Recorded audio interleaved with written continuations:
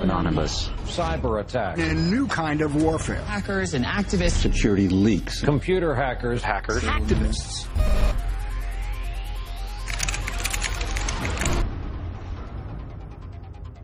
Anonymous has struck again with a warning.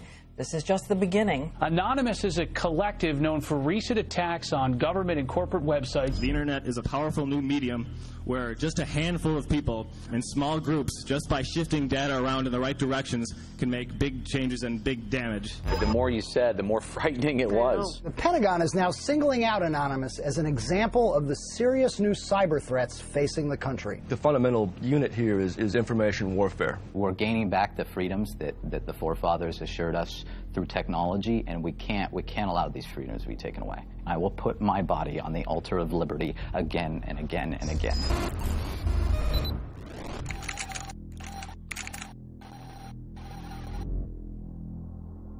Information is the weapon, and information properly understood and properly used in an honest way is more effective than anything else in the world.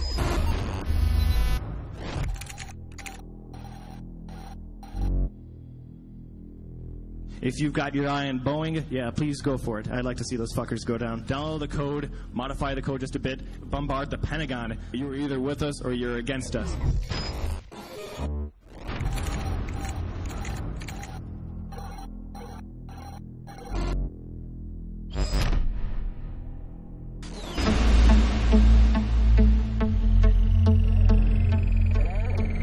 You have 15 minutes available for this call. Hello? Andrew? Are you there?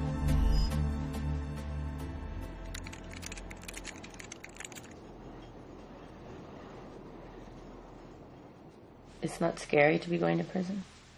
No, I never was scary to be going to prison. There's all these cool people, and I'm learning all these cool things, and you know, I'm making lifelong future friends, and you know, it's future business partners, certainly.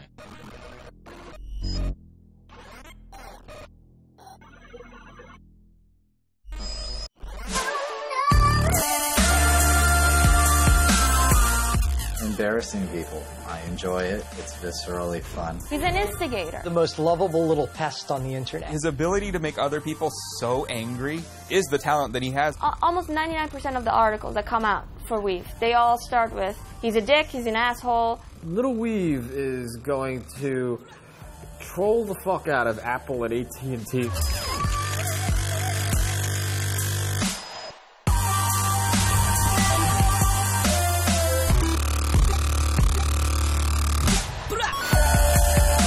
How do I plan on keeping my cornbread safe in prison? I will stab a nigger that dares reach across my plate.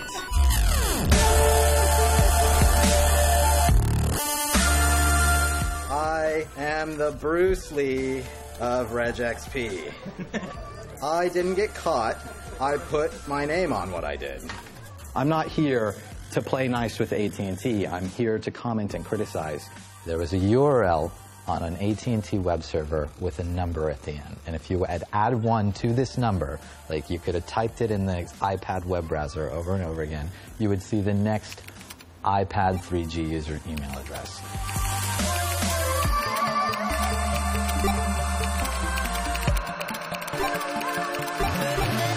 Here's AT&T handing out a complete target list of their customers. It was morally required to come forward and sort of put them over the coals for this. It was like 114,000 email addresses. And it's quite a list. New York Times CEO Janet Robinson. White House Chief of Staff Rahm Emanuel. Diane Sawyer. Not to mention the U.S. Army and Congress. And it doesn't get much more high profile than Mayor Michael Bloomberg of New York City. Mayor Bloomberg was like, this isn't a big deal. It's not like people can't find my email address.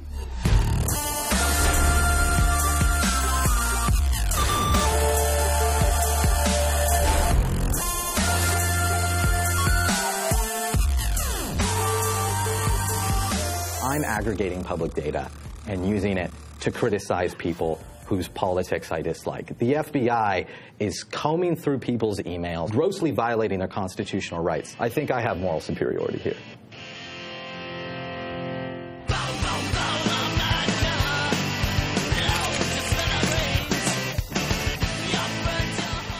NSA and FBI are like both walking here, and they're looking at the computers, and they're like, my God, these red dots, they're converging! They hit a button. No black SUV. There's been black SUVs outside like the past couple days, so.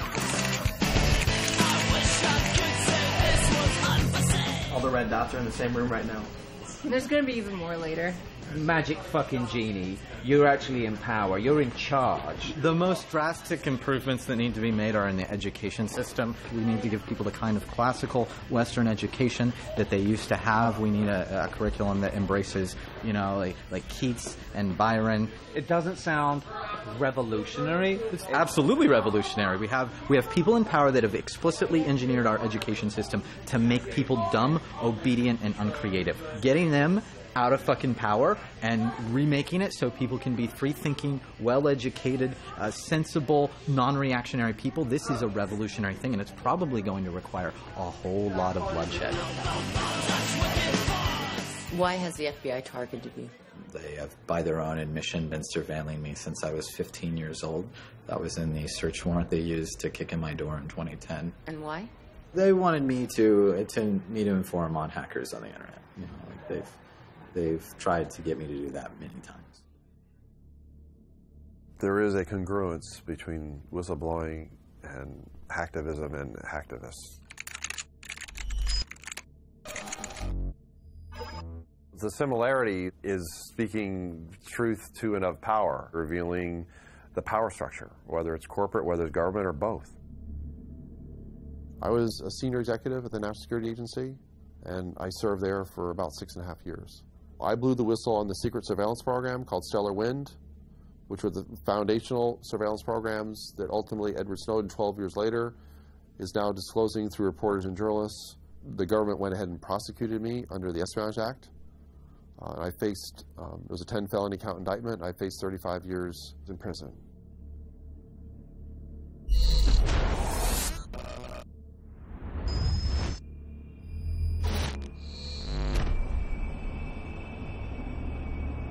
Hackers are important in the sense that they have the capacity to expose the secret or the inner workings of the state, which is why they are terrified of hackers and they are going after them with phenomenal vengeance.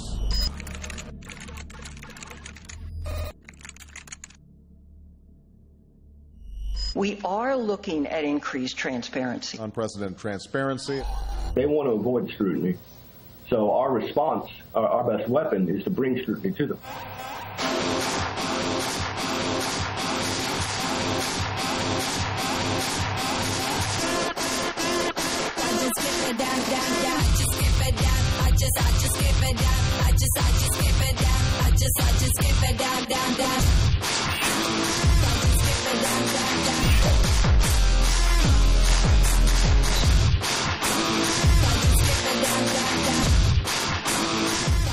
CNN and all these other things, they're not going to spend a single hour doing actual investigation. He called the former head of the NSA at home, on a weekly basis for a couple months, trying to get him to talk to him. Barrett was speaking in that language of real adversarial journalism, that the purpose of journalism is not to please those in power, but to report the truth even when it makes those in power uncomfortable or reflects poorly on them.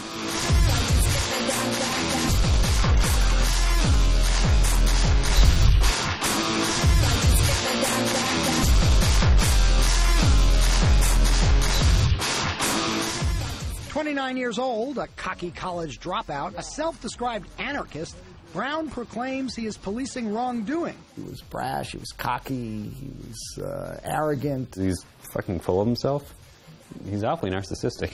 He held court, so to speak, from his bathtub. Fucking around on Tiny Chat. Focus, but you can't take away our focus. We're growing up in middle of the digital ruckus. You can say fuck us, I am putting on the stoppers.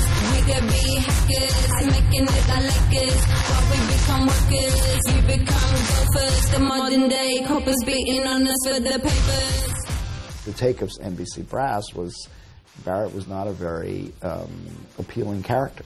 He was not somebody that they wanted to tout as in any way heroic or doing an admirable thing. Barrett was somebody who was very open about his own struggles with substance abuse. He was on a maintenance drug, like a methadone, like he was on Suboxone. At least he was trying to stay off hard drugs, you know, to be on at least a medicine.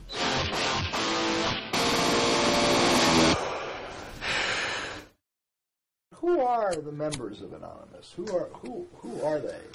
They're everyone. I mean, you'd be amazed. There's obviously a lot of people who are hackers or just work in IT. They work for major corporations in some cases. There's journalists, writers of all kinds, people who work at gas stations. What is Anonymous?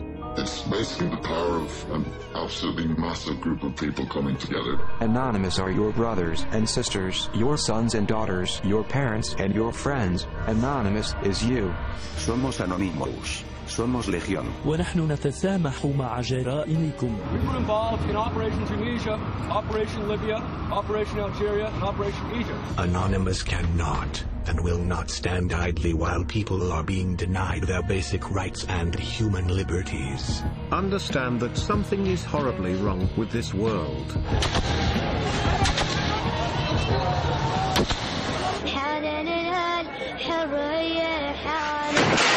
The Tunisian government has made itself an enemy of Anonymous. The Egyptian government has revealed itself to be criminal for the good of mankind and for our own enjoyment. To end the corruption, we must expose it.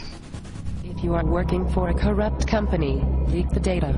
If you are working for a corrupt government, leak the documents. Think for yourself. Question authority. Join us in this battle for freedom of information worldwide. Remember, we are you. Anonymous is you. And you are anonymous. You are fighting for yourself, the web, and for the next step in evolution. It's a very interesting relationship Barrett has with Anonymous. Barrett's anonymous. He's their spokesperson. Barrett's not anonymous. He's not their spokesperson. Is Barrett really anonymous because he doesn't hack and he doesn't really have computer skills? Well, does he have a Guy Fawkes mask? He was fulfilling a very valuable and important function, which was to give Anonymous the legitimacy it needed. He was the person who was willing to go on record. It's an open brand. Like, anyone can sort of label what they're doing anonymous. If you're doing something that people don't approve of, then Anonymous will turn in on itself and sort of like eliminate that, you know, like whatever it is that doesn't kind of fit in with the truth-seeking, justice-seeking ideology. Are you not worried that even an informal involvement with Anonymous is going to end up with you targeted, with you potentially going to jail for this? I mean, in Texas and indictments, it's like a Texas bar mitzvah. I got friends who've been died, they've gone to prison. I mean, it happens. He was interacting with other hackers. A couple times he wanted to make the point that he was not a hacker, that he was of the community. Anonymous members try to hack into people's personal accounts and attempts to post personal information. We haven't tried to hack into anybody's personal, like a military person's personal account. And if we did, we wouldn't fucking go around bragging about it beforehand. We would wait until we were done. This article is also poorly written, and I object to that. He wasn't able to just kind of do anything cleanly without people giving him a hard time about it. My actual title is Cobra Commander. So that's something that needs to be acknowledged, I think, further. I also go by faggot now. They use that non-pejorative fag.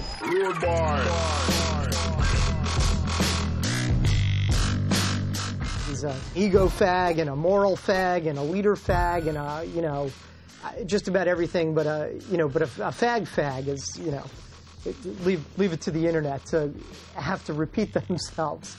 What happened today is certainly illegal. Why are you willing to show your face? I'm more useful as a name fag than I am just as another person with his name hidden. Barrett being a named person was his own doing. He did not show up as anonymous. He showed up as Barrett Brown. There's a new world being born here. At least that's the perspective of the people in it.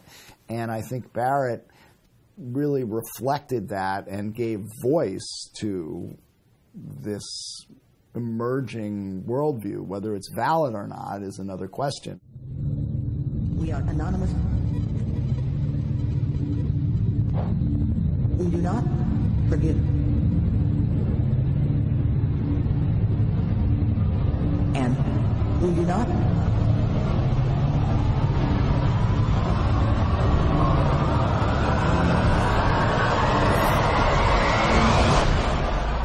forget. I'm the de facto leader of a movement, screaming hack the planet back in 99. Activism in its prime. Sabu spoke about things in terms of this being a movement for revolution, and everybody was his comrade or his brother. He had kind of built himself up within Anonymous and had this reputation of, like, doesn't give a fuck freedom fighter. There's de facto leadership, de facto organizers. Someone had to have the idea and start bringing people in. So for a little while, they're going to listen to this guy. They're going to say, what are we doing here? Why are we doing it? There are two types of hackers. There's a ghost hacker who constantly changes his identity so nobody knows who he is or even how to really get a hold of him. And then there are people with permanent fixed identities. Subversive. Fuck the feds. Fuck the government's obsession with controlling the people, and fuck our lack of privacy. Sabu had a permanent identity. He made it pretty clear what his philosophy, his politics were. I find him to be incredibly annoying. He uses words like, what's up, niggy, and he's a very, like, to me, like, I'm annoyed by everything that he says. Like, I don't like his terms and the way he, like, talks. He was the king of the hacking world, doing it like a sir, in fact. Friends around the globe, we are low security. Oh, that's unexpected. LulzSec came from Anonymous, and they enjoyed what each other did. Laughing out loud at security, lols, sick. Yeah, yo, that's right.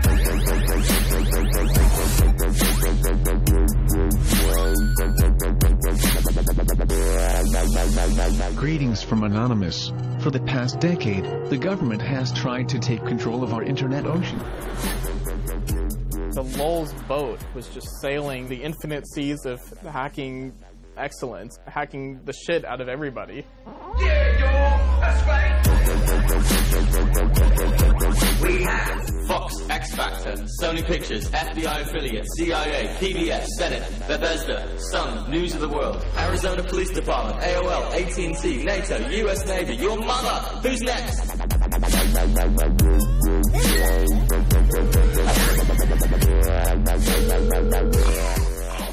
Topher, is everything alright? Are you dead? Crossing the road. I'm not gonna, Are you okay? Remember you tweeted my fucking phone number, said 512-560-262. Here's the leader of LulzSec. Call him now, and you put it on the fucking LulzSec Twitter. Barrett Brown is the leader of LulzSec. Give him a call now. I got 200 calls. I might have been a bit inebriated. Hurry up. Get the sign. Do you have it? Oh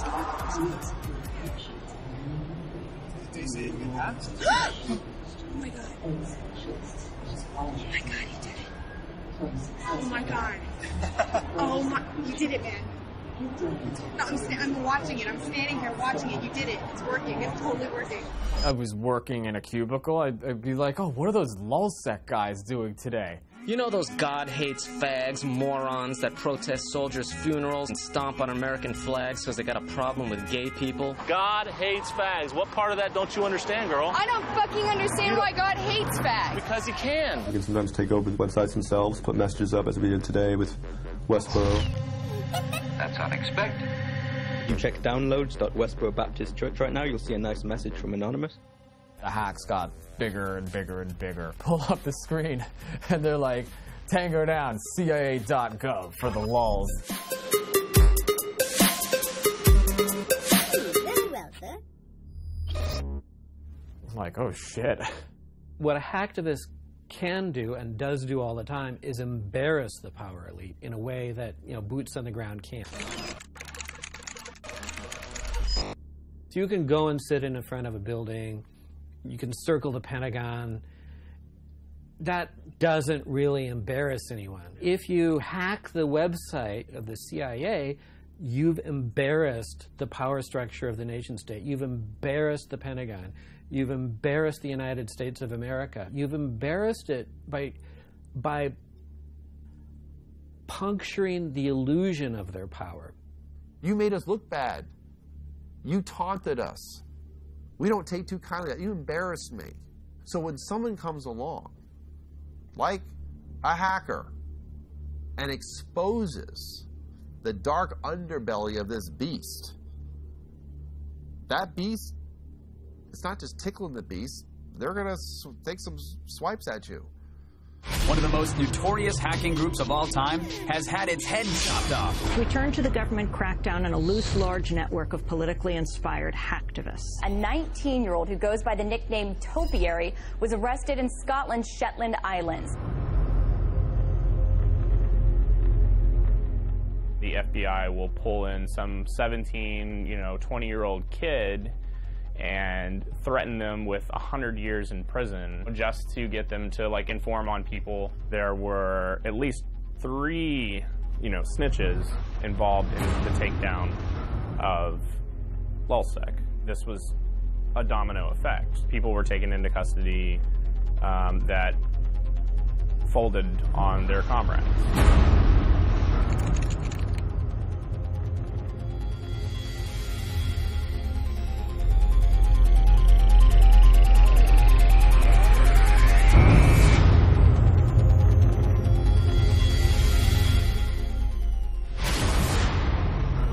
Want to speak to me?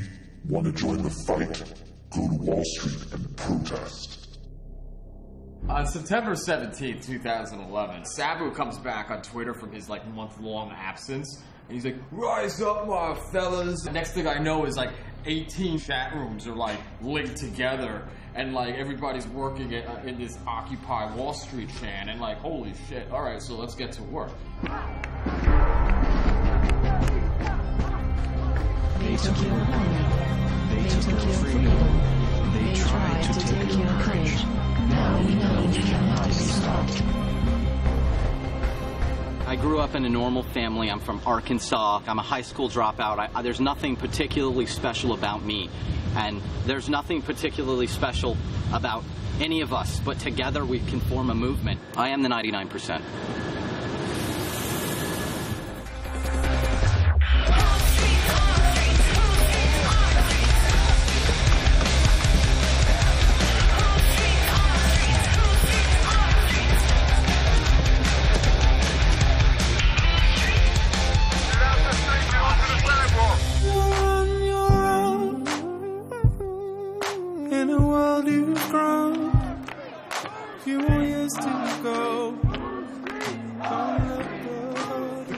Tricked us into going down a one-way street, and then they kettled us because we were on a one-way street. They were really mean and kind of violent. Were you wearing your anonymous mask when you got arrested? I was too. I don't want to hide my face, but sometimes I feel like I have to. People are dismissing you guys as anarchists. Well, I'm an anarchist, and many Anons are anarchists as well, and so are many of the people who support us and work with us. Anarchy. Thousands of Occupy protesters flooded the streets. The sinister mask fashioned on Guy Fawkes, the revolutionary who attempted to blow up the British Parliament buildings more than 400 years ago, has become a worldwide symbol of anarchy and revolution. They are terrorists. The other side, the rich motherfuckers, portraying us all as destructive, mindless anarchists and so forth, really exposed how reactionary and how inherently violent the police state really is. Read the book or you'll be arrested. I'm a journalist. I am also a protester. This guy was just arrested, didn't do anything illegal. This guy was just standing around too.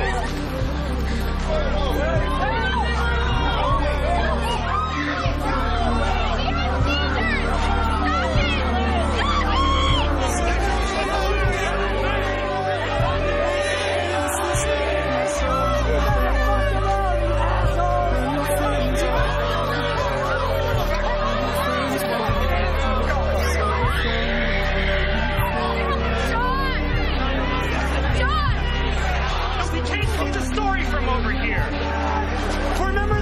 How are we supposed to do our job if you kick us out of the park?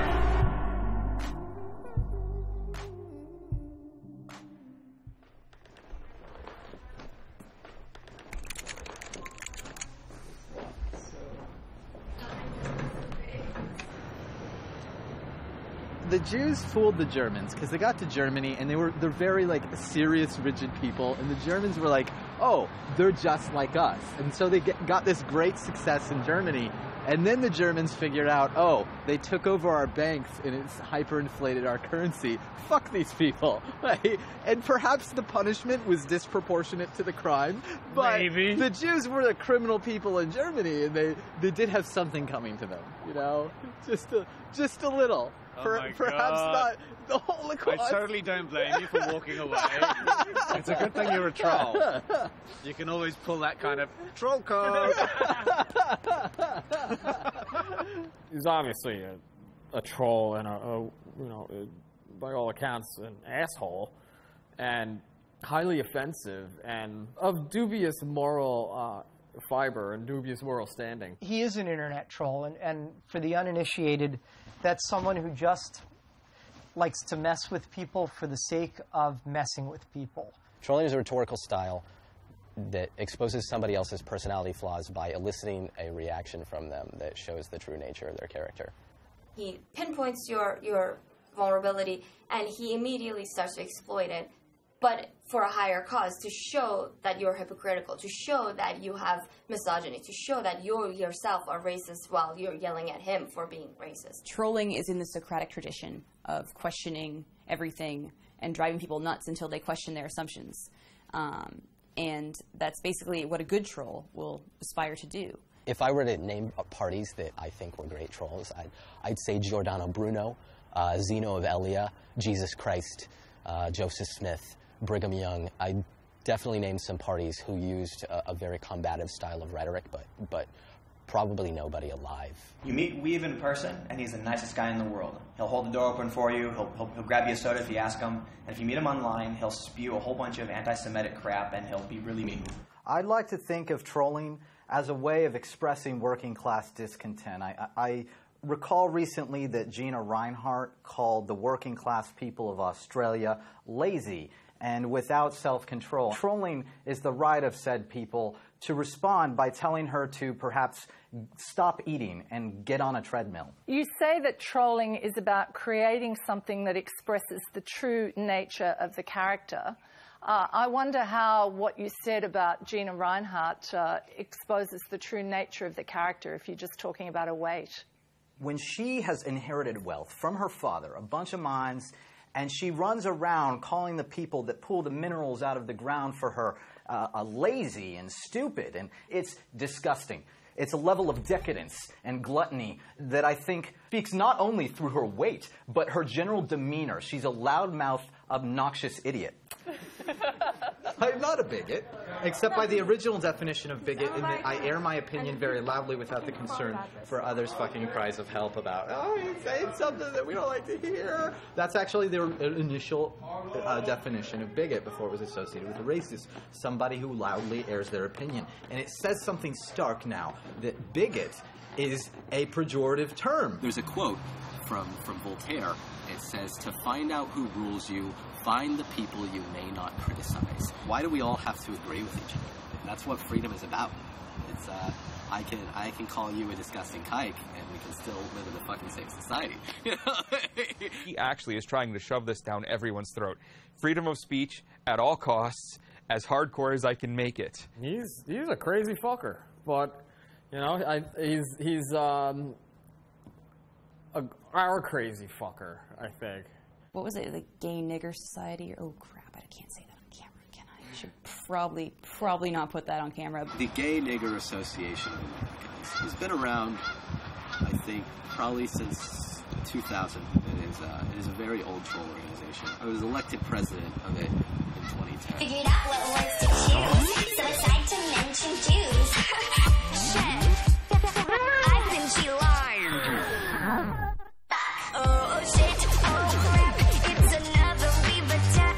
Don't know what to do, so I guess somebody U-D-D-O-S. Yes, it's time to stress.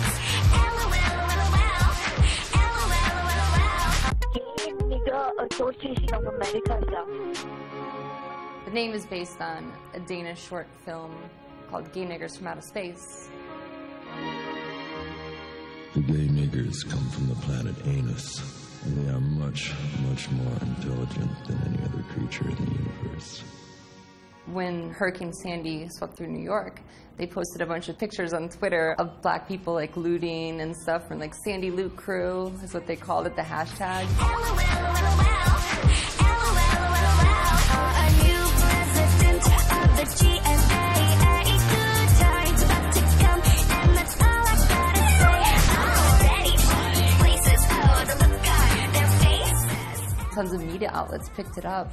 If people were tweeting out pictures of white people in suits stealing TVs, the media would actually investigate it and be like, all right, this is bullshit, instead of just reporting on nonsense without any forethought.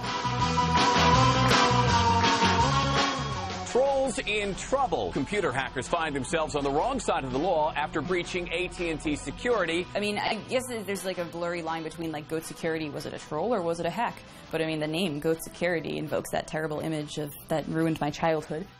He named his company Goatsy Security, so if you know what Goatsy is, G-O-A-T-S-E, I'm not going to explain it. Hey, there's a gaping security flaw here.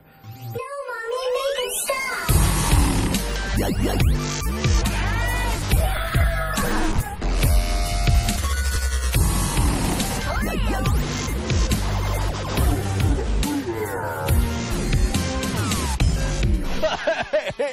Goatsy Security, who are these guys? And they're Googling Goatsy, and they're getting the Goatsy picture. They're called Goatsy Security. Is that, am I pronouncing that correctly? Yeah, that's right. We're analyzing coverage from Bloomberg, Goatsy, The Register, and Forbes. Goatsy Security would expose the gaping security holes in your systems. A corporation like AT&T and Apple, you know, the only way you could really get to them was literally to send it to the media and make a gaping asshole mockery of it. We're here today to announce that our office has filed criminal charges against Andrew Ornheimer.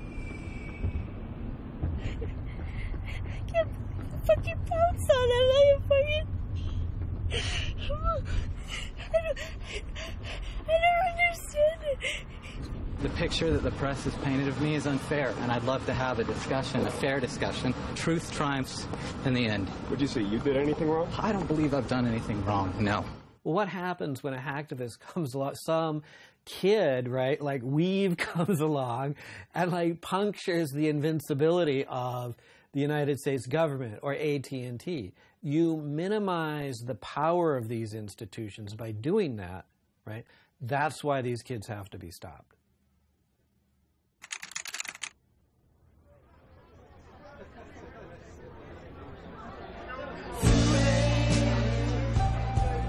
My time is gone. Sent shivers down my spine. Body's aching all the time. Goodbye, everybody. I've got to go. Gotta leave you all behind and face the truth. Mama.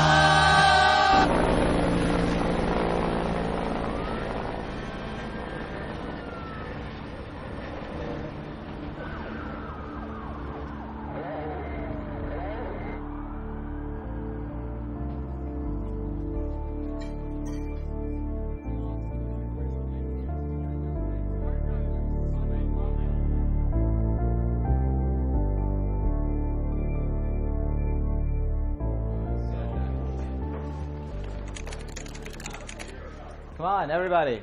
Everybody, we're going.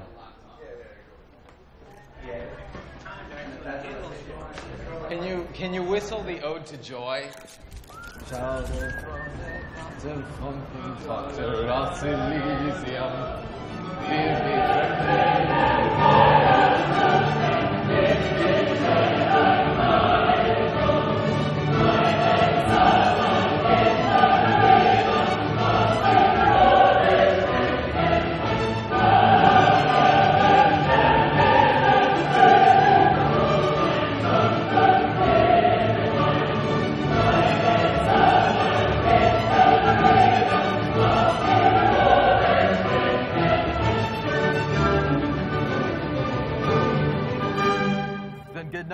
well, I hope to see you all again.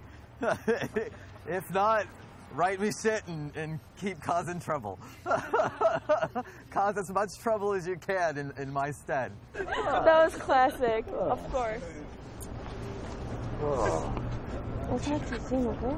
You're not coming in? No, I'm coming in. I just don't know how fast they're going to take you. In my country, there's a problem, and that problem is the feds. They take everybody's freedom, and they never give it back. I'm going to prison for arithmetic. I added 1 to a fucking number on a public web server, and I aggregated this data, and I gave it to a fucking journalist at that man's publication. And this is why I am going to prison, is arithmetic.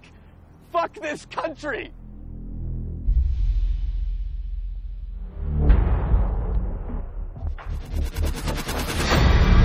America's priorities are our priorities. We are developing solutions that prevent cyber threats from becoming cyber attacks. Because at Northrop Grumman, values are what enable us to perform at the very highest levels. Because we know that what we do affects the security of our nation and other nations around the globe. Northrop Grumman. CACI. Lockheed Martin. Booz Allen Hamilton. Abraxas. Palantir. Stratfor, leader in global intelligence.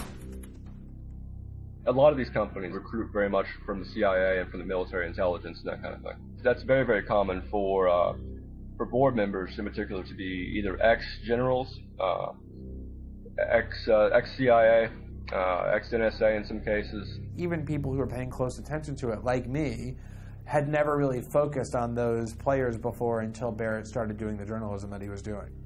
There's always been contractors. We had contractors during the American Revolution. Let's be real in terms of history.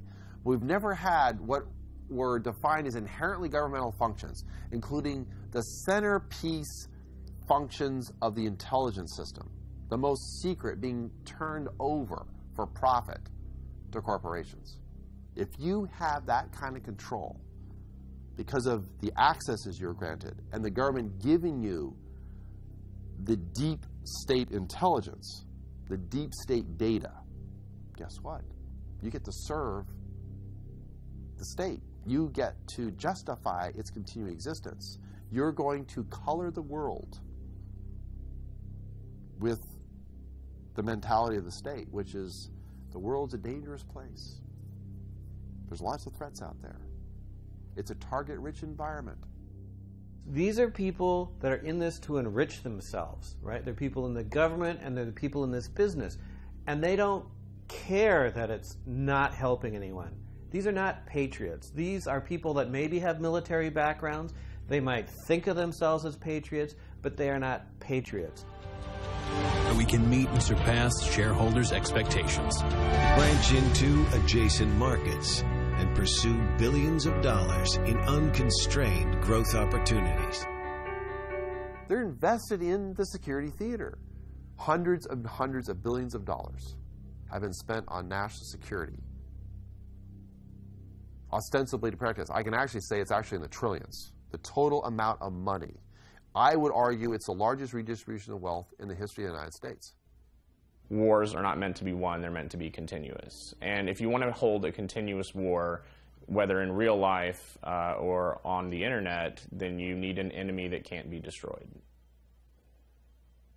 And Anonymous is impervious to really being destroyed because it's decentralized, it's everywhere, and it doesn't even have to exist. I mean, they could just say it exists, and then it would. And it's sort of just like terrorism. Terrorists are everywhere. Terrorists, your neighbor may be a terrorist. So, you know, we have to remain vigilant, you know, and that's the same thing that's basically happening online. Right now I've got Barrett Brown, founder of Project PM and one of our cyber experts. Barrett Brown joins us now to break it all down. So is this an official declaration of war against Booz Allen Hamilton and possibly other contractors? Yeah, we just got around to declaring that war just now.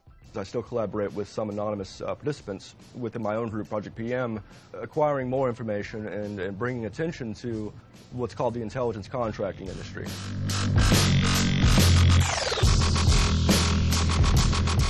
So he has this initiative called Project PM, which is a crowdsourced wiki that is supposed to investigate the mushrooming cybersecurity industrial complex.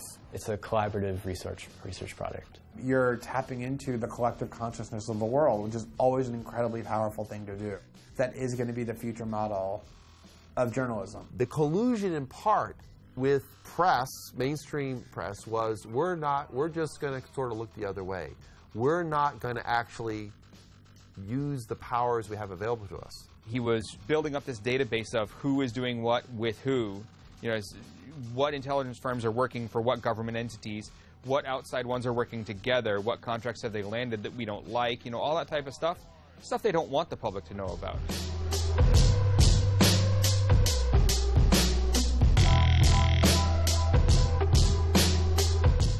There were these hacks going on. We're expecting these data dumps. Shit's about to start getting crazy, if you know what I mean.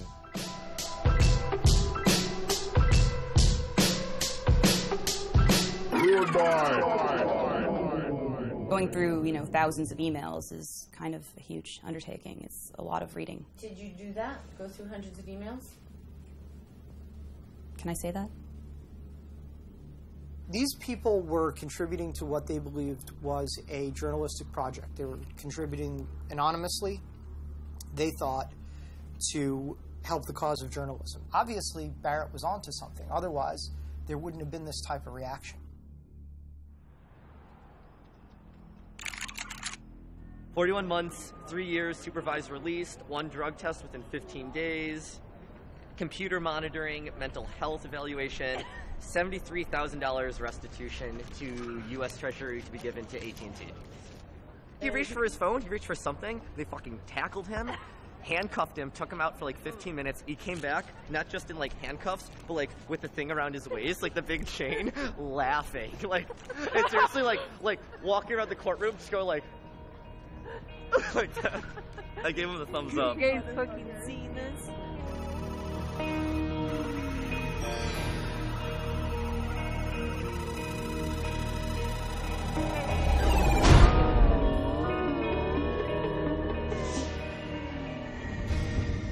How dare you be skillful? How dare you utilize your knowledge? It's fucking absurd. And of course it's AT&T's fault. They are responsible. How can you say that the company that designed the website is not responsible for their security flaws? So the federal prosecutor said during Weave's trial that just because he has a special skill, he shouldn't have power over other people. That's how they view it, you know. And it's not incorrect to say that people who understand computers have you know, power. It's just I don't think the answer is coming down on our prodigies and our geniuses. I'll put it this way: there was a time when you hacked a company and the company hired you. Now it's you hack a company and they come and they, you know, beat the shit out of you.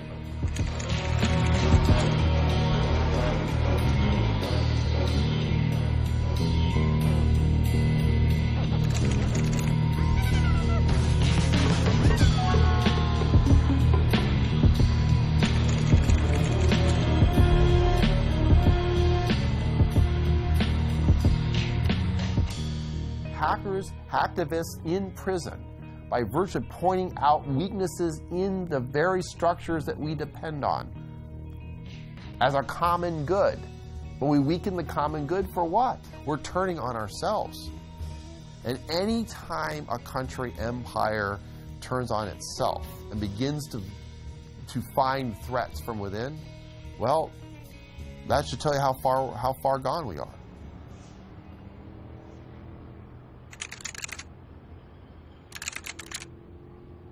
Howdy, Internet.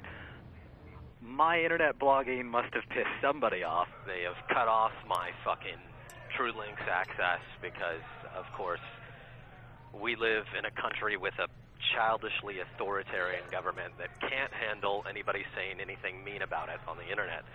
And I miss you. I really do. There's so many of you that I can't. Hopefully I see you in a couple of years. I wish I could call each and every one of you. I'm still in prison. I've been denied access to both sunlight and food. I can't tweet via the normal means any longer, but I will still read everybody's responses. It'll be snail mailed to me. Fucking barbarism. Keep up the good fight, and you know, make trouble while I'm gone. You guys gotta carry the internet ruin torch, I suppose. Oh, God. That was one of his better communiques. I was outside grabbing a cab and I get a call from an unavailable number, and it's like, do you want to accept this toll-free call from Andrew from federal prison? And I was like, oh God, it's Weave. I could barely make out what he was saying, but he's like, set up an asterisk box so I can upload things to SoundCloud. I'm just like, okay, whatever.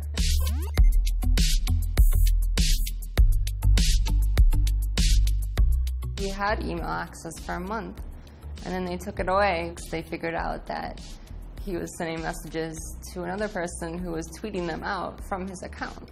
He and someone else had like code words set up, so if I said like, say this to my mom or something like that, then the next line would be a tweet. They were trying to shut him down, and we found a way to subvert it. ISS, IFS client. Scroller macro, real giant. Sitting in the channel, getting mad defiant. I'm the man when they can't stand compliant. The more that they try to, you know, make this go away, the government, it keeps coming back, and it'll bring more attention on Weave. It took him a couple years to garner 5,000 followers, and then as soon as he goes to jail, in a month he gets 5,000 more. I got the Tommy Wiseau, director of the room when I spit flow. Saying Weave should be chillin' and get mo. Cause the man's afraid of gay names when they raise the crypto. It took them a month to figure out that we were uploading to SoundCloud, even though there was like news articles about it. And just a few days ago, we looked at the caller ID, so we had 2 mysterious phone calls. One of them was from U.S. government, all capitals, and the other one was from Federal Bureau of Prisons. Ever since then, we haven't heard from him.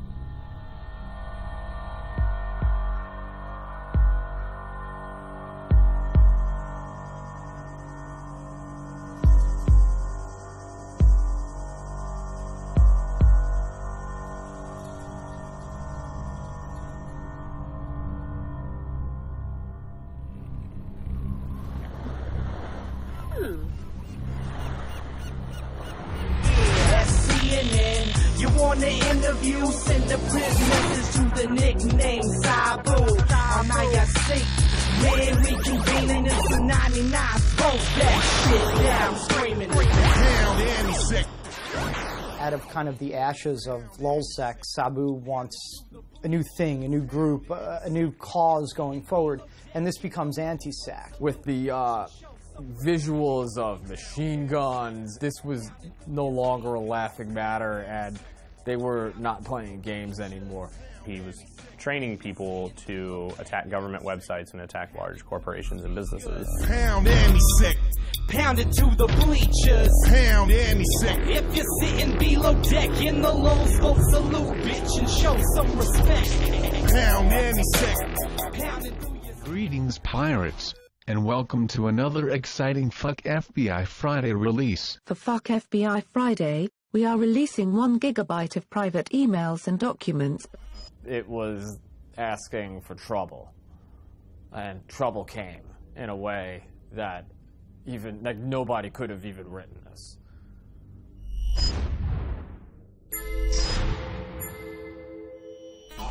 Anti-SEC culminated in Christmas of 2011 with the Stratfor hack. I remember like being with my family around Christmas, like glued to my computer, like looking over, trying to interact with my family, right, at the same time as, you know, the Stratfor stuff's going on. And I guess there's that glee that happens, right? The glee that happens whenever, like, oh, this happened, this big hack. Some people are just hanging out, you know, because it's like, you know, I'm a devotee to train wrecks.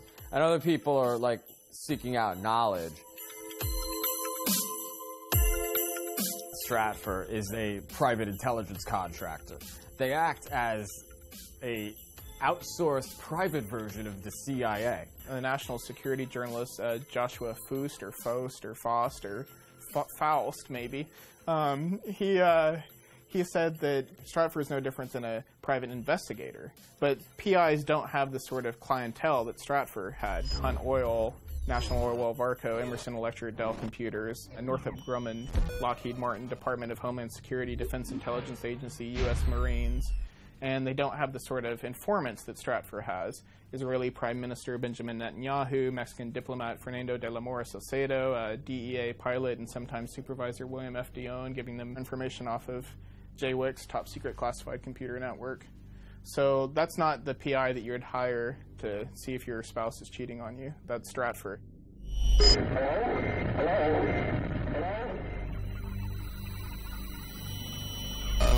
The gifts that a non-Santa left under the Christmas tree are just the beginning. Cyber thieves made off with the personal details of hundreds of thousands of subscribers. They woke up to find that they'd given an unexpected Christmas present of $50,000 between them to numerous high-profile charities. Here comes Santa, here comes Santa. Expect us. Here comes Santa Claus. Here comes Santa. Julian, will you dance with me? It's not about the money. We want the world to dance.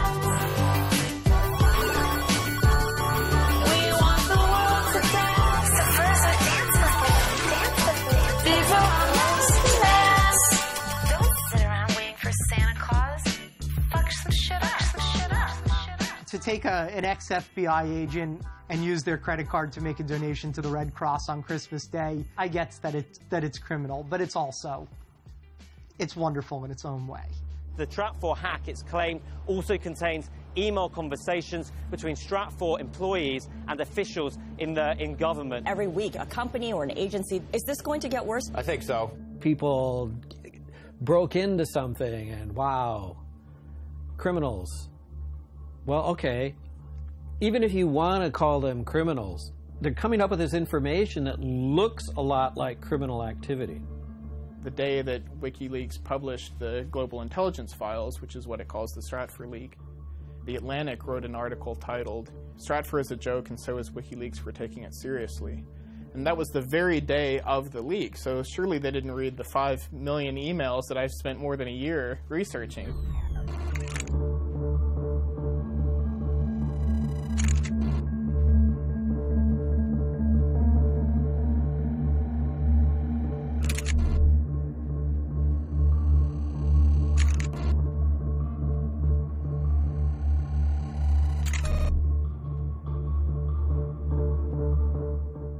The 5 million emails have just been published. The most important revelations are still unknown.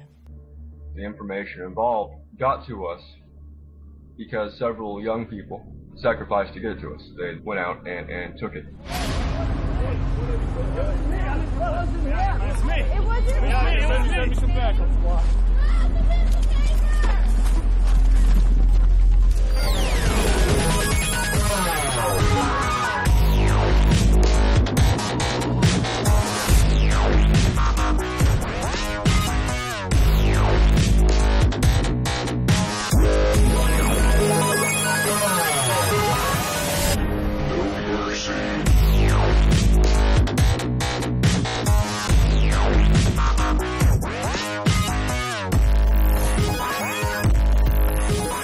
Infamous anonymous hacker Jeremy Hammond, #1 on the FBI cybercrime list, pled guilty to Christmas hacking spree.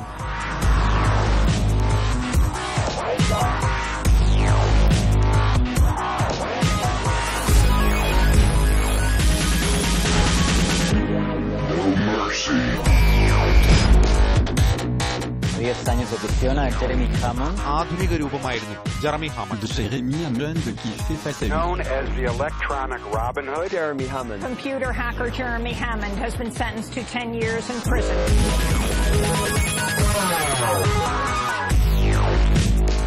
As a former journalist, a former investigative reporter for the New York Times, I am stunned that the rest of my colleagues, well, I mean, frankly, I'm not that stunned, are not here. Jeremy's going to jail for 10 years. I don't think a lot of people in this country are going to find out about it if the New York Times doesn't cover it. That's just the way that the media is set up right now. There's a lot of people on the outside supporting him. He's gotten a lot of letters, so, you know.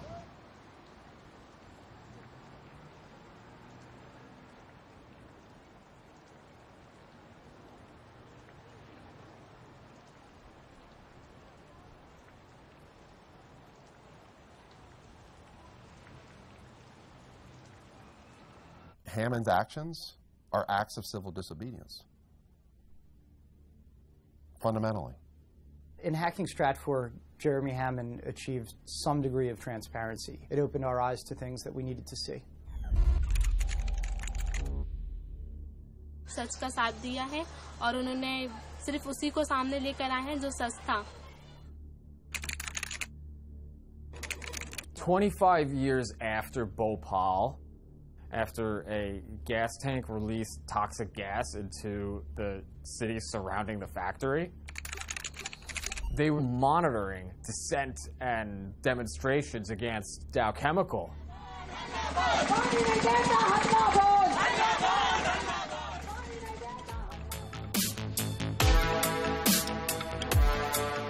Data wants to be free is the hacker credo. The real questions we need to be asking is, when this data is, shared with people, who is it benefiting and who is it hurting? Jeremy's apartment, is just books scattered about the floor, books on the shelves. What could be more dangerous than books? The internet. Which is really just one giant book about all of us being written in real time.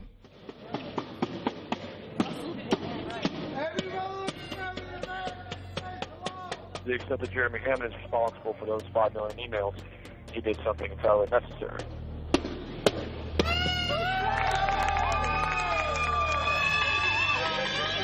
Stop projecting this. If the U.S. was a country that was actually governed in accordance with the rule of law, then I would be the first to oppose any crime against any company, including hacking. But the fact of the matter is that this is not a country governed under the rule of law. We love you! We love you! We all love you, Jeremy! We all love you! We all love you! Jeremy, flash your light! Jeremy! Jeremy, flash your light! Your mom is here! Your mom is here! She loves you! She loves you! And I'm proud of you too, boy!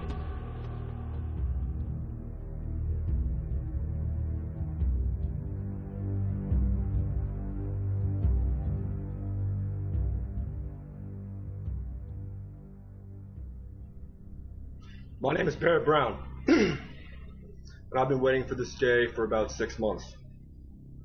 In a way, I've been waiting for this day since I was 7 years old. On March 5th, I received communication from a certain individual saying that I was going to be raided the next day at my home. They go to his house, his apartment, and he had spent the night at his mom's house. I just go to my mom's house and sleep over there sometimes. We've been very close. Next morning, I get woke up at 6:30 by my mom. She's scared. I go downstairs. There's 2 FBI agents. One is named Robert Smith. He is a FBI cybercrime fellow. They say, okay, we've raided your house, your apartment. Do you have any laptops here you'd like to give us? And I said, no, I don't have any laptops here you'd like to give us. So they get another warrant for his mother's house and find the laptop. Then they charge his mother with obstruction of justice. When I was 7 years old, I first heard the term FBI. My parents were fighting a lot. That my dad would sometimes get angry and throw things at my mom. And part of the reason for that was because my dad was being indicted by the FBI. I went from living in a nice house in Highland Park, one of the nicest communities in America, to living in a 2-bedroom apartment with my mom and grandma and sharing a bed with my mom for the next year when I was in 3rd grade. They'd gone after his father and bankrupted his father, and his father was eventually found innocent and apologized to by the court. So basically, the FBI ruined his family. When I was in the backyard, and I remember I heard the Mexican FBI agent bring the other one back in and said, oh yeah, the bad guy's back here. It was that day I realized I'm a bad guy. You know what, I had no idea beforehand. And even now I still have trouble really sort of internalizing that. But if the FBI says it, it must be true, and from now on I am a bad guy. It's kind of like a quad, and everybody in the apartment complex can hear this man ranting against the FBI on the balcony. And I'm getting a little bit concerned, but I also want him to have his, because he's very brown. He says crazy stuff. In the evening, we sit in the tiny chat, just joking around. I'm not wearing a shirt. People like us who aren't totally fat can do that.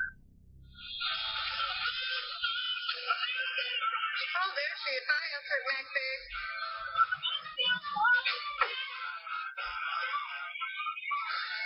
An on forecast.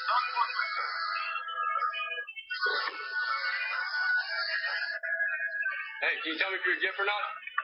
She said shit. I swear to God, she said shit the other day. It was crazy. And the picture on her fucking Twitter is the same person. Yeah, I'm pretty sure it's a real person. Oh my god. Look, you're pretty. You don't have to really think I'm a character. It's like super passionate about this argument.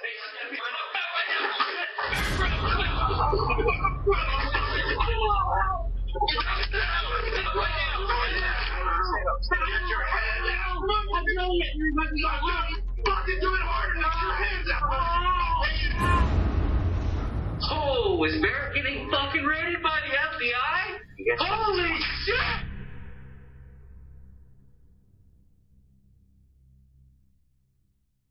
If you're in the place getting raided, okay, you don't know anything because all of a sudden your utilities go out.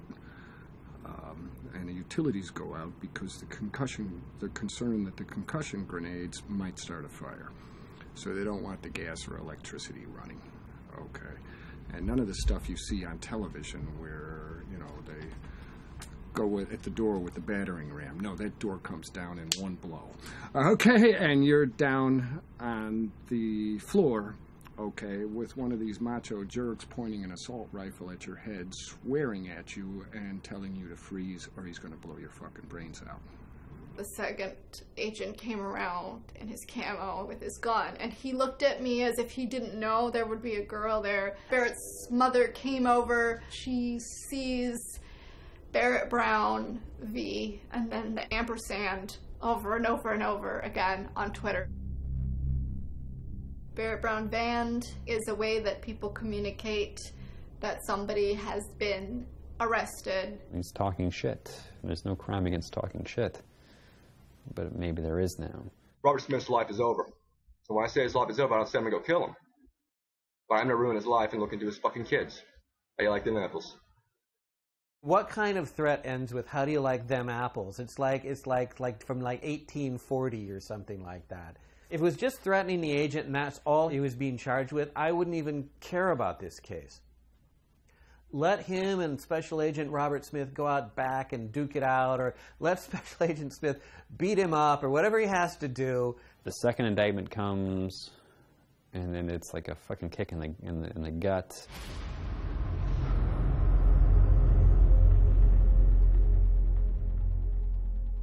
All these guys are doing are trying to, you know, put the fear in him, trying to pressure him to, you know, flip.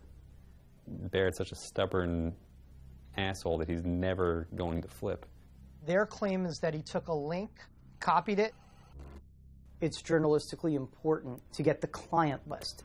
Pasted it into the Project PM chat room, and in that one move, produced criminal exposure for himself. The Barrett Brown case is another one of these seminal cases, and the government wants to send a very chilling message. It's fundamentally a First Amendment case. How dare you hold up the mirror to us? They called Project PM a criminal organization, and that's what people freaked out about, because there were a whole bunch of people hung out on that server or that wiki, and like, wait, this is a criminal. I think they're after who? Anyone else? Any other names to put on our list of people to watch? The tingly feelings of like paranoia crawling up my spine like a spider, they're there for a reason. Just because you're paranoid doesn't mean they're not after you. So Jeremy Hammond did the hack, 10 years at this point. Who's the guy that's looking at 105 years at this point? It's Barrett Brown. And what's the difference? He's disseminating the information. He's doing something more dangerous than what Jeremy did. Here's the message it sends from the government to the hacktivists, who are getting great coverage and are becoming folk heroes through the press. Don't talk to the press, because we're going to get their computers and we're going to get their sources and we're going to get you through that. To the press, who are covering the hacktivists, don't cover these hacktivists, because we're going to get you.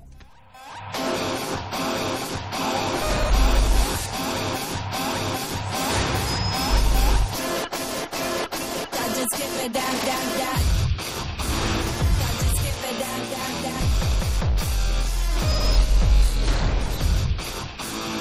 Just skip it down, down, down. what I want. 1, I'm no longer your bitch. 2, all of my charges are dropped. 3, all of Barrett Brown's charges are dropped. That's up to the U.S. Attorney. Figure it out.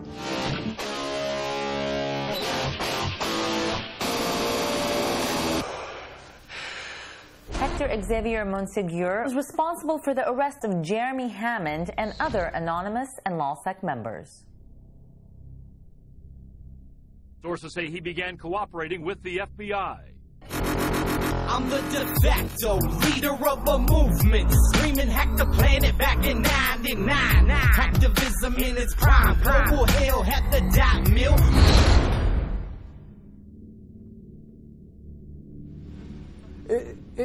Like, I felt like my brains had been blown out, like it was the last scene of The Departed. The FBI arrests Sabu, and they turn him within a day, and they have him back on the internet within 2 days. This isn't like some guy going undercover in the Gambino crime family in person for years.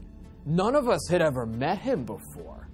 He was just this guy we knew from the internet. He talks the talk so forcefully with that kind of New York personality. You know, we are doing the right thing for the people. We are building this anew from the ground up. We are taking down the ugly, evil, capitalist, imperial machinery, and we are building it back up with our own hands, my brother, he says.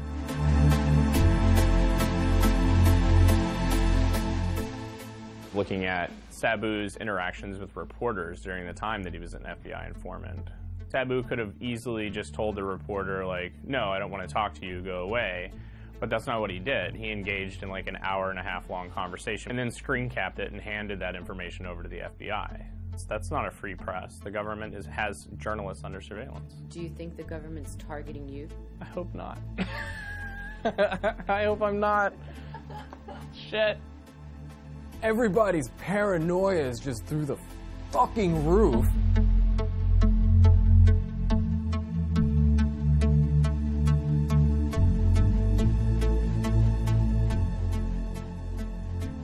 Wait a sec.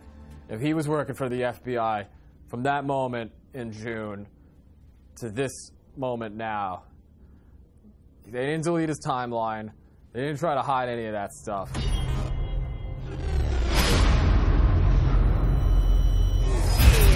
CNN, you want the interview, send a print message to the nickname Sabu.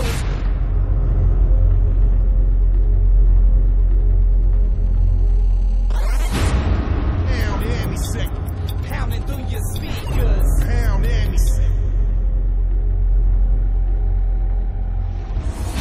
Want to speak to me? Want to join the fight? Go to Wall Street and protest.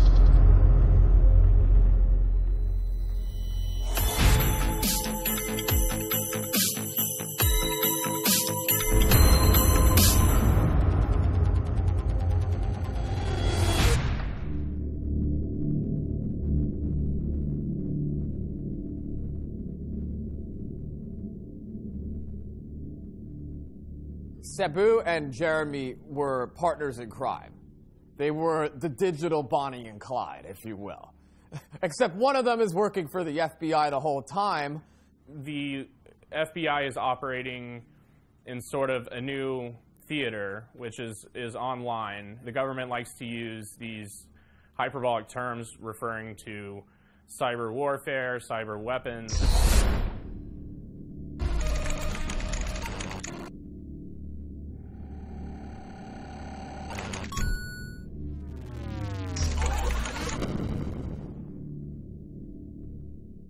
The feds, by proxy through Sabu, were giving Jeremy the 0 days to get into these websites. In order to, say, entrap a terrorist, they would sell him fake explosives.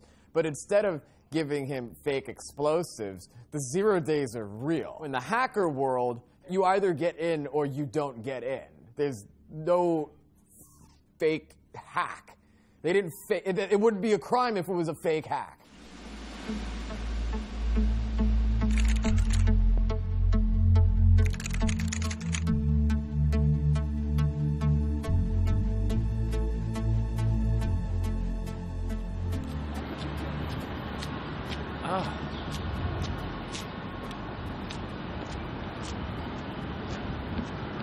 It's the only way I could describe it, dude. She filleted him. The amount of cooperation was truly extraordinary. And it was just amazing. She just kept saying it over and over. It was truly extraordinary, and you know, and I gotta say too, I don't know what I would have done in his position. I really don't. Although, you know, you have to walk a mile in his shoes to understand it. There's a lot of people that are gonna be mad though. The amount of truly extraordinary cooperation that he gave. This was the first time anybody had ever seen him, at least publicly. Like, this was real. This was finally coming to a close. And he was facing the guidelines between 21 and 26 years.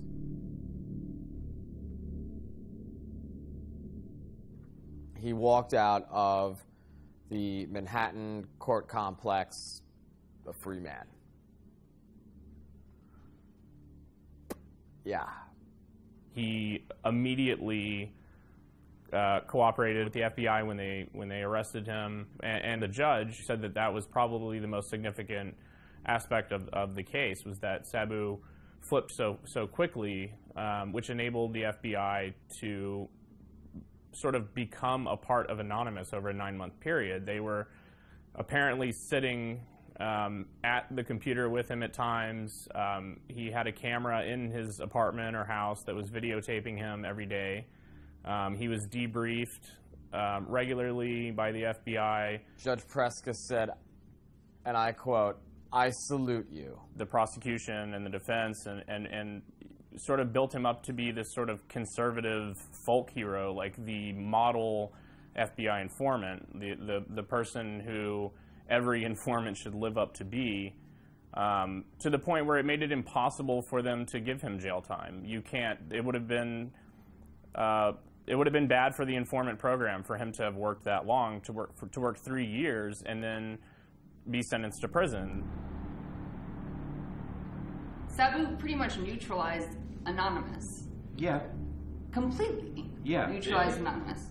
After he went down, everyone's afraid of following any leader, and they're also afraid of, starting an operation on their own. In general, nobody trusts anyone. If you go on any IRC chat, they're all just talking about, Who's the Fed? You're the Fed. You're a Fed. Yeah, what about the Fed? Come on. Yeah, and what about that? But Like even yeah, you're a Fed. At the end of the day, he's just a hacker getting used by the government. Sabu is the big snitch.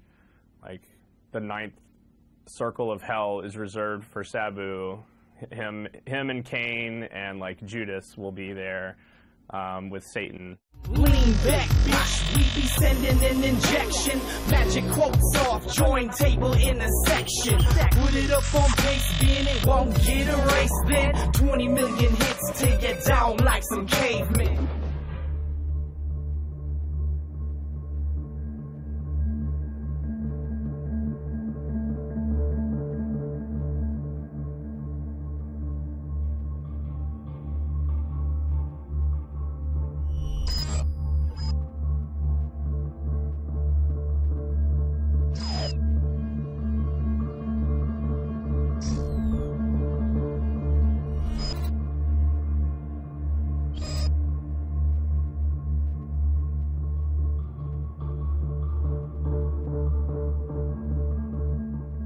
There's been an unfortunate deficit in what people have read and what people have written about an issue that is of extraordinary importance.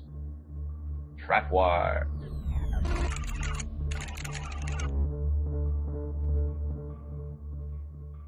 Barrett sort of shines the light on this stuff. He's like, oh my God, it's actually happening. You've got the emails right there.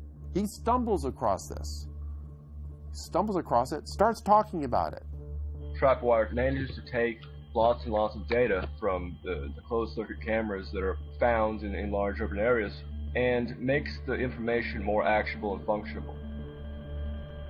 Trapwire is software that can match surveillance data taken from multiple closed-circuit cameras from across the country. Video feeds are fed into a centralized system that analyzes them for patterns of suspicious behavior. To understand trapwire, you have to understand sort of the larger context. Because trapwire is a critical piece of the surveillance apparatus. This is actually doing very large swath, persistent surveillance. In 2007, trapwire cost about $1.7 million to operate in Los Angeles County. What we know about how it functions is largely gleaned from those emails. Trapwire has been deployed in Seattle, in Los Angeles, in DC.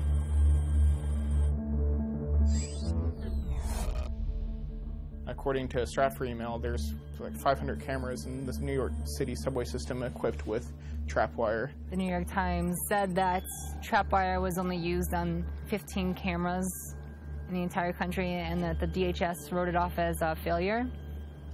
That's a complete lie.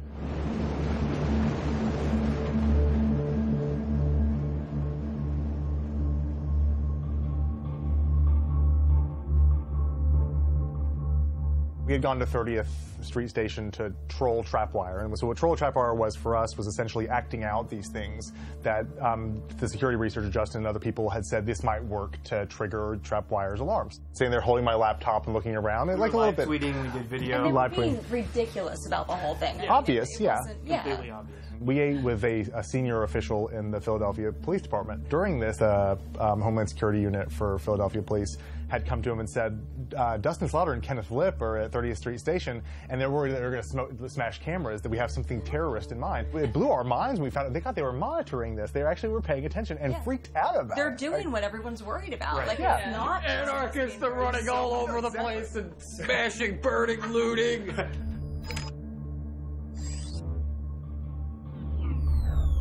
Coverage of trapwire in the U.S. The whole story was smothered in its crib by the New York Times. It's an open secret that the mainstream media has special access to the halls of power. There was a phrase I used to hear at NSA. We're going to tell them what we want them to hear, not what they need to know. What we want them to hear. That's pure manipulation. That is PSYOP, info-op. You're saying because you can, you're controlling the narrative. Hail victory! Go, go, go, go, go, go, go, go, go.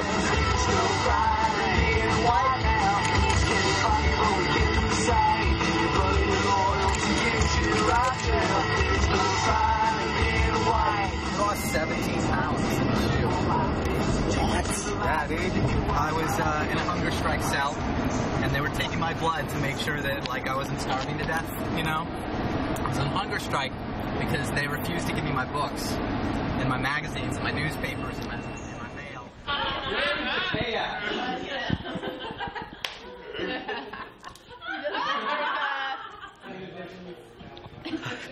I spent the majority of my time in the shoe. They were like, if you continue, we're going to force feed you. And I'm like, well, you're going to force feed me. Hey, I ain't backing down, you know. The infamous computer hacker known by his alias Weave is a free man after more than a year behind bars. An appeals court has now overturned his conviction. Every bit of an operation, they can't copy, so they hating, so I'm keeping my methods close to the chest. I rock the knock on speed dial, case I got a social internal contacts that ain't taking take over. Oh no, I ain't designed off, checking to see if it's suspended or if it got reset and appended to the essence. I TXT, the enemy is open. Time behind bars has made Weave even more outspoken than before. I can't watch my society rot when a bunch of federal scum want to just throw anybody that they disagree with in a prison cell. It's the end of the West right now, and we got to fight for it. Somebody has to. You have no instincts to flee like Edward Snowden or Julian Assange. I'm not running. This is my country.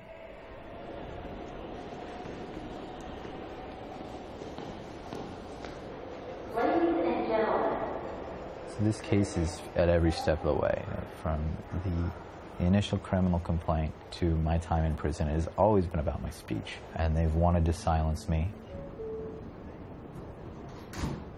They further punished me in prison and subjected me to conditions above and beyond any other of the prisoners at my facility because of my speech.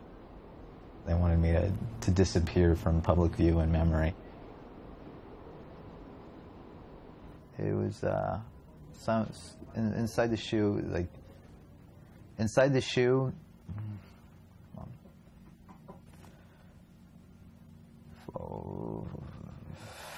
There's an author, Alexander Solzhenitsyn. He was one of the few authors that kept writing after Stalin told all the authors that they weren't allowed to write any literature that was compelling anymore. He ended up in a prison system called the Gulag, and he describes there the steps that they do to like try to break you down. And I kept checking off like the bullet points that he listed. He had like a 30 bullet point list of all the various interrogatory methods that they used in Soviet Russia. Temperature extremes are one of them, and they'll turn up the AC to like freezing temperatures while I was sleeping, and then they'll pump up the heat during the day.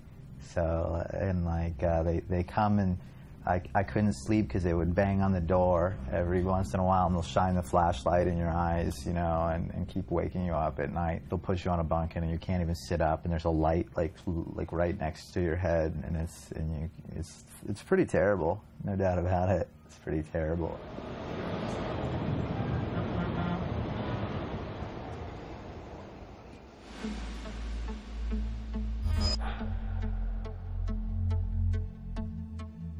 The surveillance state's already here.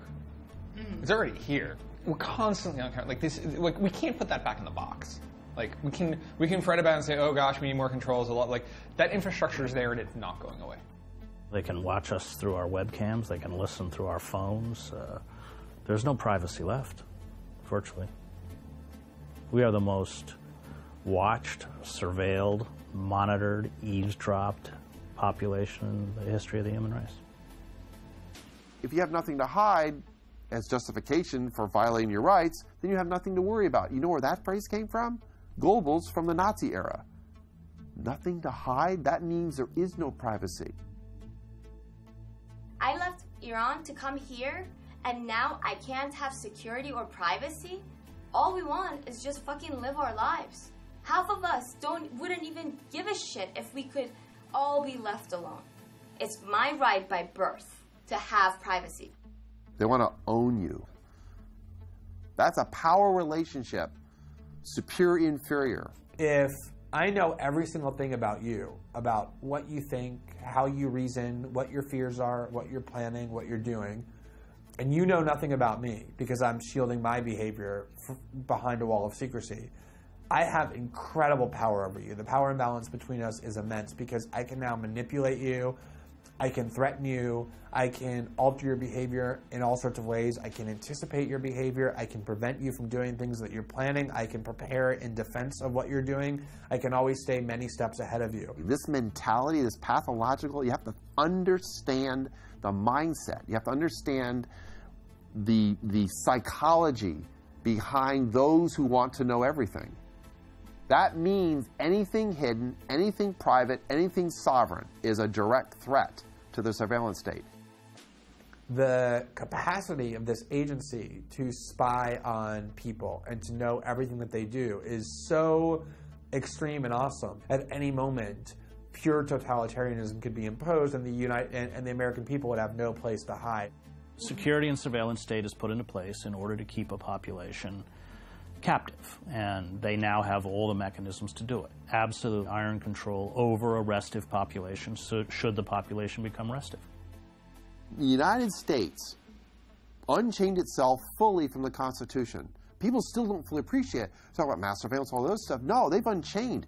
This is an alien form of government. It's completely anathema to democracy. It's completely anathema. But obviously the government's not going to come out and say, hey, guess what? We're under national emergency conditions.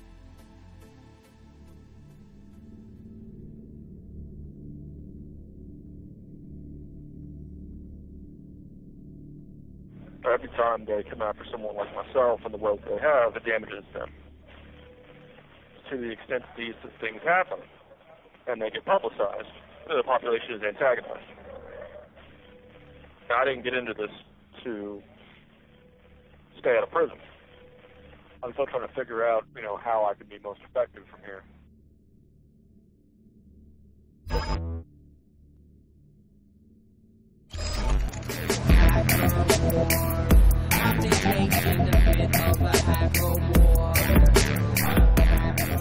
I'm going to continue hitting large companies and institutional powers. I'm not going to take no shit from nobody. Fuck them if they can't take a joke.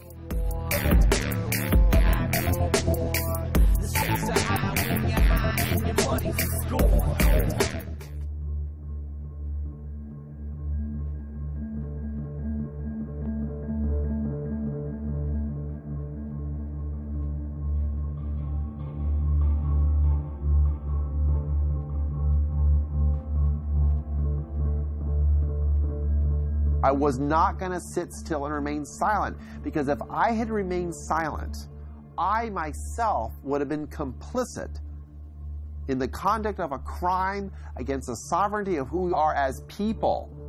That's we the people, capital W and capital P, we the people.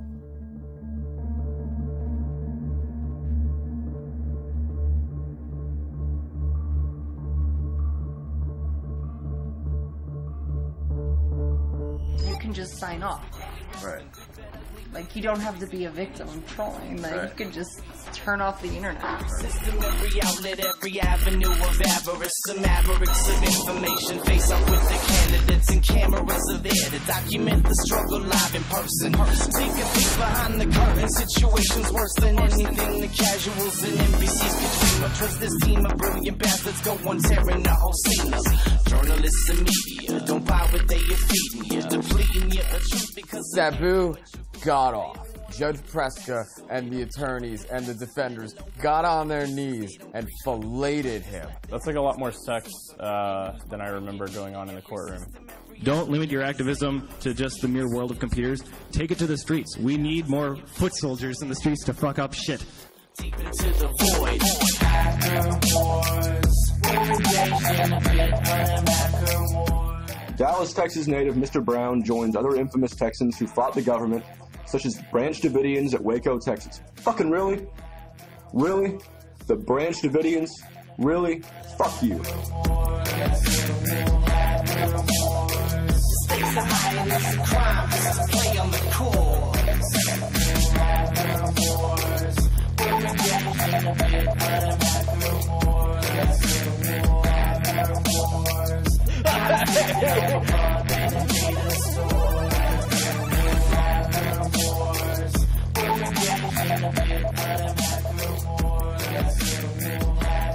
Stakes are high and it's a crime just to play on the core. I just wanna riot. We just wanna ride. Tear gas in the air. Police states here.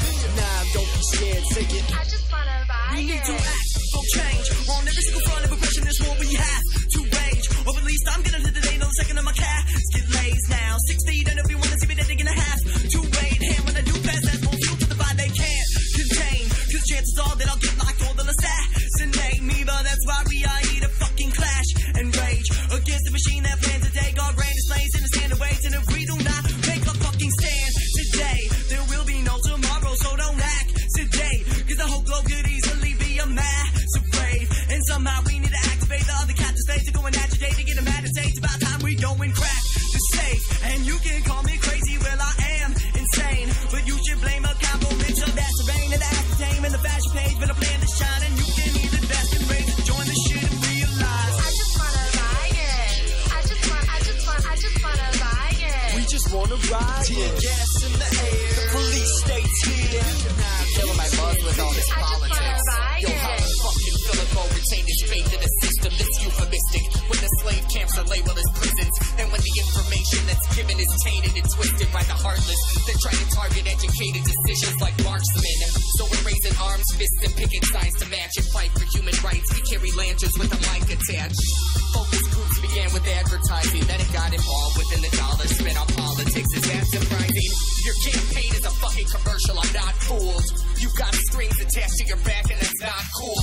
These monsters have murdered the landscape. They're stabbing her repeatedly to proceed to blow her top off. A damn shame. The recipe is seasoned, but I swear you motherfuckers shouldn't grab a plate. Although it's harder to swallow, I would rather taste the truth. It's the rawest food. Pursue effective revolution. There is no need to procrastinate. I just wanna ride it.